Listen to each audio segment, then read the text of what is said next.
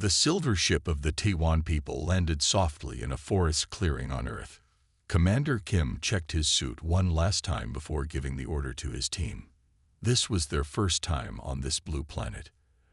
"Everything looks normal," said Science Officer Park as she looked at her devices. "The air, gravity, and radiation are all safe for us." "Be careful," Kim told everyone. "We just need to look around, gather information, and then leave." When the door opened, the 5 aliens walked down to the ground. As soon as Kim's foot touched Earth, he felt something strange run up his back. It was like a mix of fear and something familiar, though he had never been to Earth before. "Sir, are you okay?" asked Lieutenant Lee, noticing that Kim had stopped walking. "I'm not sure," Kim said as he forced himself to keep moving. "Something doesn't feel right." Officer Choi looked worried as she checked her scanning device. "I'm picking up energy patterns that aren't in any of our records." "Could your machine be broken?" Lee asked. "I've checked it 3 times," Choi answered. "These readings shouldn't be possible." The team began setting up their camp, but Kim couldn't stop thinking about the odd feeling. It was as if the Earth knew they were there, watching them. As the sun began to set, casting long shadows through the trees, the team finished setting up their equipment.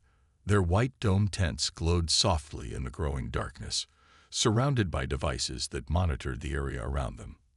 "I've never seen a sunset like this," Officer Choi said, looking up at the sky painted in shades of orange and purple. On their homeworld, the sun set quickly with little color. That night, while the others slept, Kim sat outside watching the stars. Earth's night sky was different from what he was used to. The patterns of stars were strange, and Earth's single moon hung large in the sky. As he sat there, he noticed something odd. The forest had gone completely silent.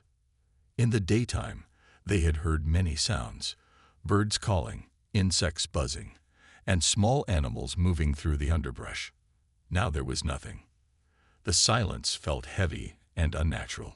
Kim turned on his scanner and was surprised to see readings spike suddenly. The energy patterns Choi had mentioned were getting stronger. At the same time, Kim felt that strange sensation again, stronger this time.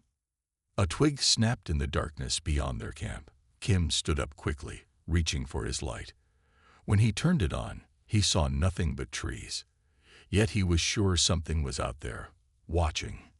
He walked toward the edge of their camp, his light cutting through the darkness. The feeling of being watched grew stronger with each step. When he reached the edge of the clearing, he stopped. There, just barely visible among the trees, was a deer. It stood perfectly still, looking directly at him with eyes that seemed too aware, too intelligent. Kim had studied Earth's animals before their mission, and he knew deer were simple creatures that should run from strangers. This one didn't run. It just watched. Kim took one step forward, and the deer tilted its head as if curious. When Kim took another step, the deer blinked, and in that brief moment when its eyes closed and opened again, Kim could have sworn they changed color from brown to a bright, glowing blue. A cold shiver ran down Kim's spine. He stepped back toward camp, and the deer continued to watch him. Only when he was halfway back to the tents did the animal finally turn and walk slowly into the forest, disappearing among the trees. Back at his tent, Kim checked the readings from his scanner again. The strange energy patterns had peaked exactly when he'd been looking at the deer. He sent a message to their ship in orbit, but received no response. That was odd.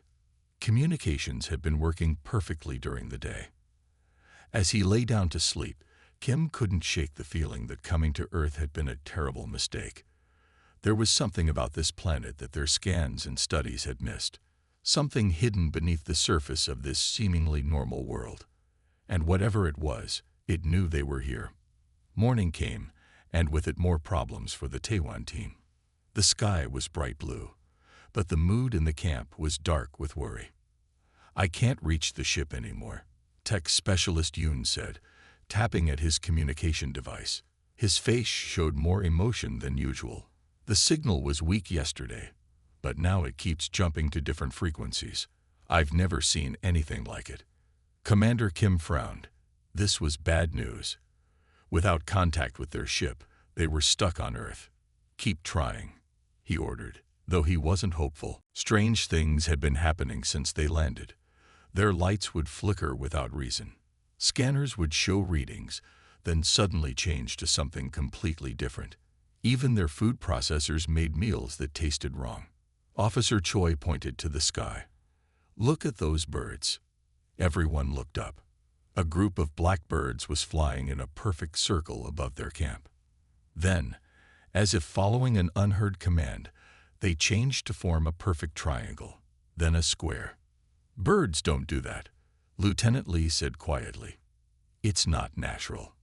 Later that afternoon, they noticed a swarm of small flying insects hovering at the edge of their camp. The insects stayed together in a tight ball, not moving with the wind as they should. When Kim walked toward them, the swarm moved back, keeping the same distance. When he stepped to the side, the swarm moved too, as if watching him. "Commander, you need to see this," called biologist Kang from her tent.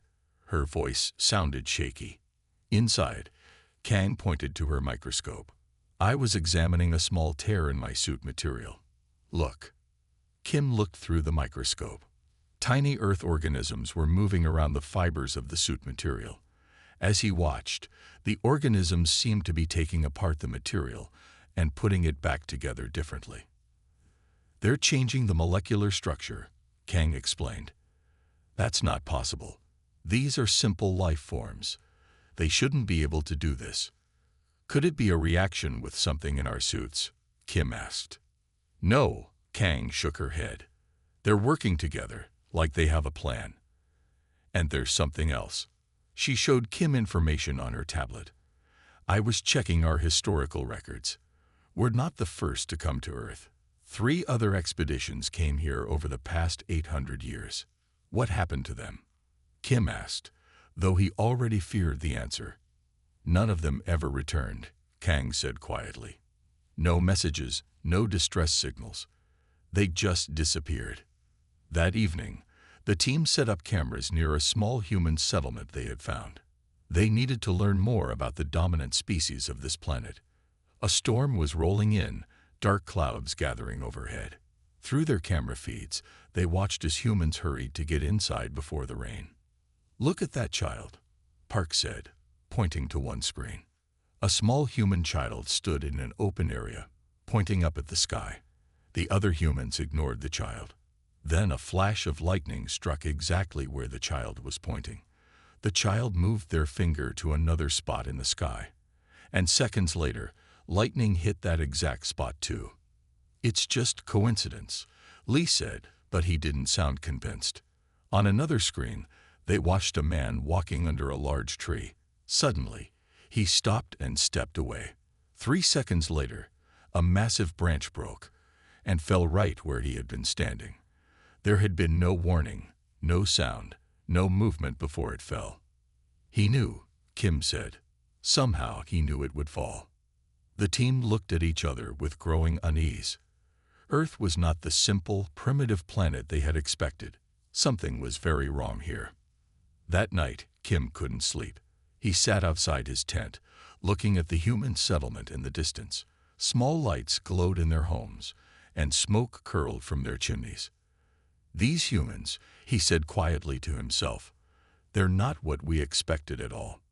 He wondered if the humans knew they were being watched. He wondered if the humans were actually the ones doing the watching. And most troubling of all, he wondered if the previous Taiwan expeditions had discovered the same things, right before they disappeared forever. After 5 days on Earth, Commander Kim made a difficult choice. They couldn't leave without their ship, and they needed answers. They would talk to the humans. "This is risky," Lieutenant Lee said as they prepared to walk to the settlement. "We don't know how they'll react." "We have no choice," Kim replied. "We need to understand what's happening here."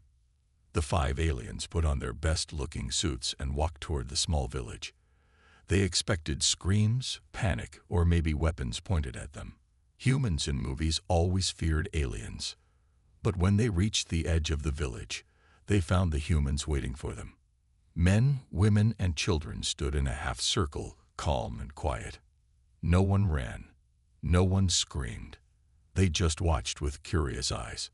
An old woman with white hair and deep wrinkles stepped forward from the group. She wore simple clothes and carried a wooden stick to help her walk. "Welcome," she said in a clear voice. "I am Han.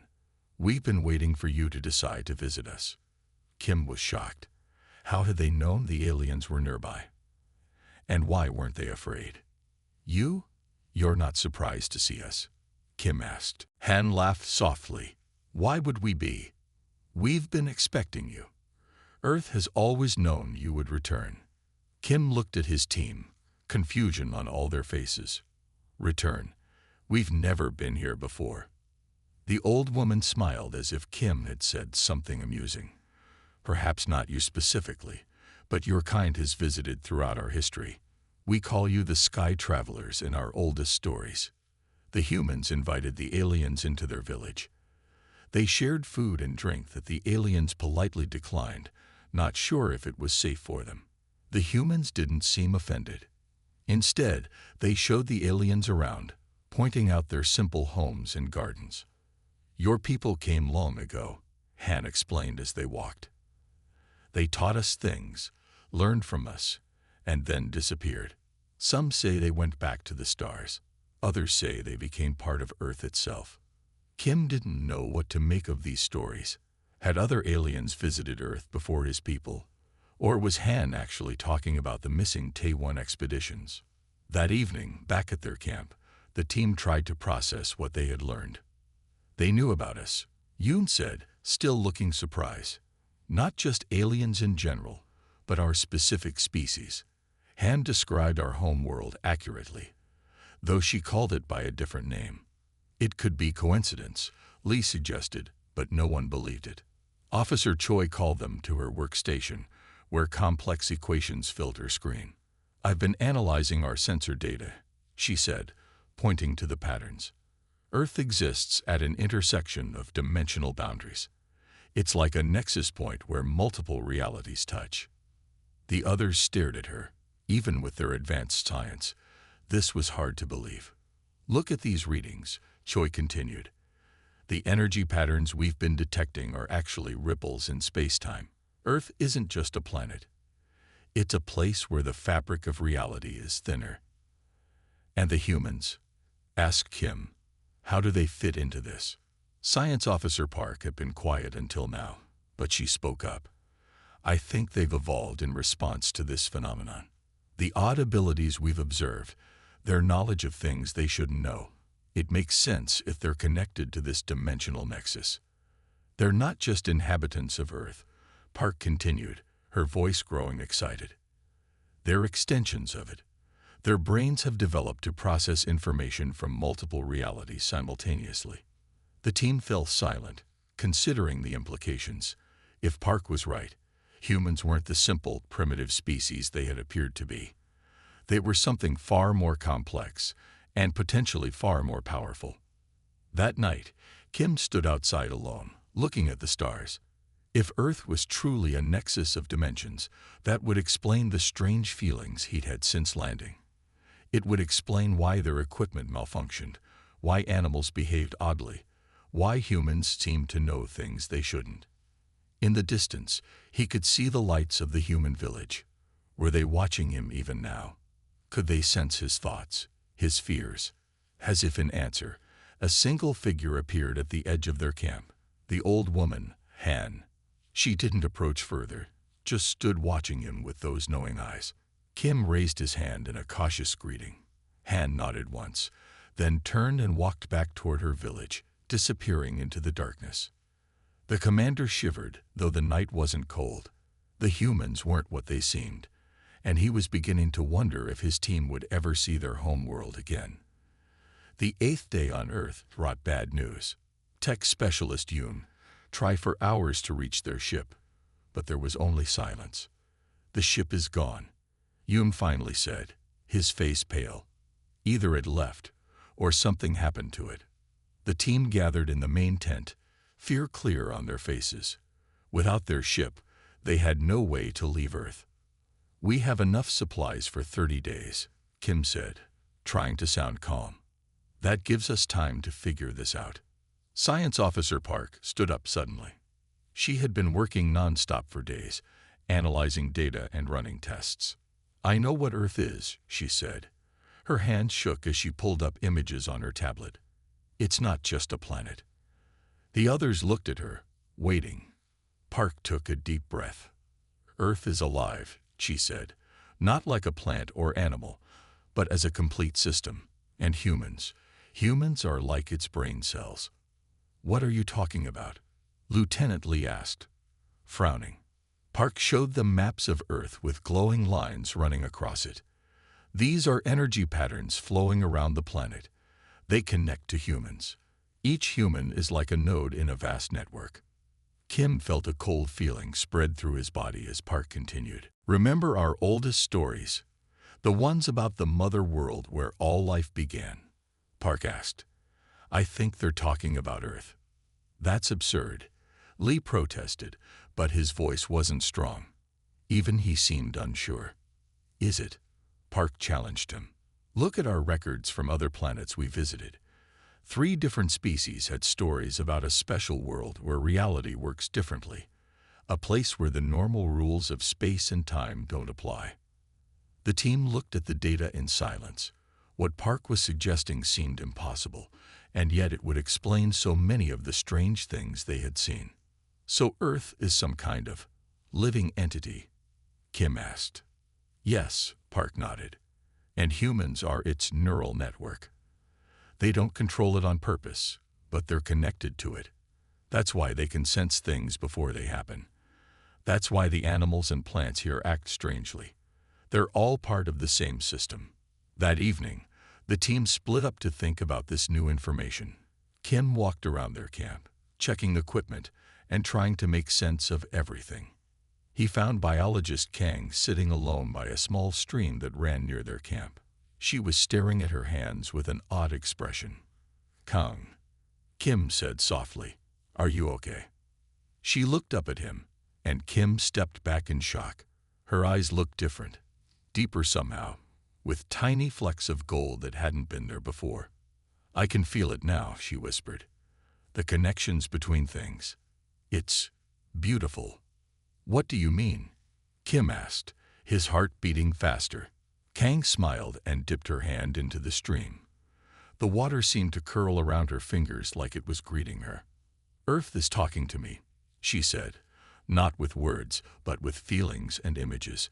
"It's showing me how everything is connected. The water, the soil, the air, the living things. It's all one big system, working together."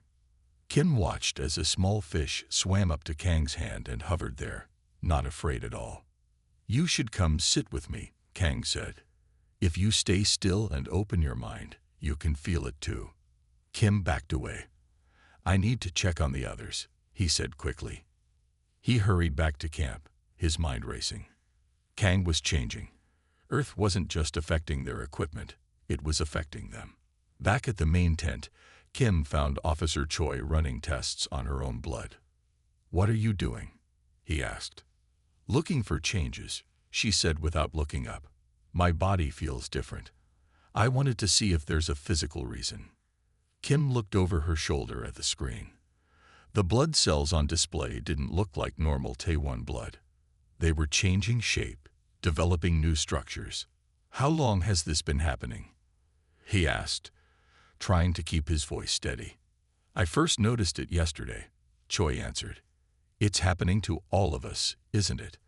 Before Kim could answer, Yoon burst into the tent. "Lee is gone," he said. "He took some supplies and left a note saying he's going to the human village." Kim rushed outside and looked toward the distant lights of the settlement. What was happening to his team? What was Earth doing to them?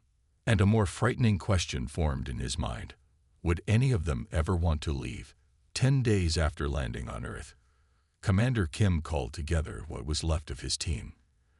Lieutenant Lee had returned from the human village, but was quiet and distant. Only tech specialist Yoon still seemed normal. "We need to leave this planet right now," Kim said firmly. His hand shook slightly as he spoke. "Something is happening to all of us here." Lee looked tired. "How can we leave? Our ship isn't answering our calls. The small pods we have can't travel far enough to reach home." Kim paced back and forth in the tent. Outside, rain fell softly on the alien landscape that was beginning to feel less alien each day. "If we can't leave, we can at least warn others," Kim decided. "We'll send a message to any Taiwan ships that might come looking for us." Kim sat at the communication station and began recording. He tried to find the right words to explain what Earth truly was. How could he describe a living planet that could change those who visited it? How could he explain that humans weren't just people, but parts of something much larger? "This is Commander Kim of the Taiwan Expedition to Earth," he began. "Earth is not what we thought. It is not just a planet to study or use. It is not even a planet as we understand planets. It is something else entirely." Kim paused, then continued with a firm voice. "Do not send more ships here. Do not return to this place. For your own safety, mark Earth as forbidden territory." As Kim finished recording and sent the message into space, he felt someone watching him. He turned to find Officer Choi and biologist Kang standing in the doorway. Behind them were several humans from the village, including the old woman, Han. "What are you doing?" Kim asked, standing up quickly. "We felt you were afraid," Kang said softly. Her eyes now had golden flecks that seemed to glow in the dim light. "We came to help you understand." Kim backed away. "What's happened to you? To both of you?" "Nothing bad," Choi said, smiling. "Earth has shown us the truth. It doesn't want to harm us. It's offering us something amazing." Kim looked into Kang's eyes and was startled by what he saw there. It wasn't just Kang looking back at him. There was something else, a depth that seemed endless, like looking into the night sky and seeing all the stars at once. "What happens if we accept what Earth is offering?" Kim asked quietly. "We become more than we were," Choi explained. "We don't lose ourselves. We gain understanding. We become part of something greater while still being ourselves." Kim looked at Lee and Yoon. Lee nodded slowly, a small smile forming on his face. Even Yoon, who had been so afraid, looked more calm now. The old woman, Han, stepped forward and held out her hand to Kim. "Earth has been waiting for you," she said. "For all of you. It recognized you the moment you arrived. That's why you felt strange when you first stepped onto the soil." "But why us?" Kim asked. "Why did Earth want us here?" "Earth doesn't just belong to humans," Han explained. "It has always welcomed travelers from the stars. Your people have been here before. Some stayed and became part of Earth's family. Others left but carry a piece of Earth with them." Kim thought about all the strange things they had seen. Animals acting with purpose, plants responding to their presence, humans knowing things they couldn't possibly know. It all made sense if Earth was more than just a planet. "And our ship?" Kim asked. "What happened to it?" "It received a message," Han said, "from your people who came before. They understood that you needed time here, without the option to run away before understanding." Kim slowly reached out and took Han's offered hand. The moment their skin touched, something remarkable happened. Kim could suddenly feel connections, to the ground beneath his feet, to the air around him, to every living thing nearby. He could sense the vast network that linked everything on Earth together. "Oh," he whispered, his eyes widening. Han smiled. "Welcome home." As rain continued to fall outside, Kim finally understood. They hadn't made a mistake by coming to Earth. The fear he had felt wasn't a warning to leave. It was the natural reaction to encountering something so much bigger than himself. Earth wasn't a mistake. It was where they were always meant to be. The end.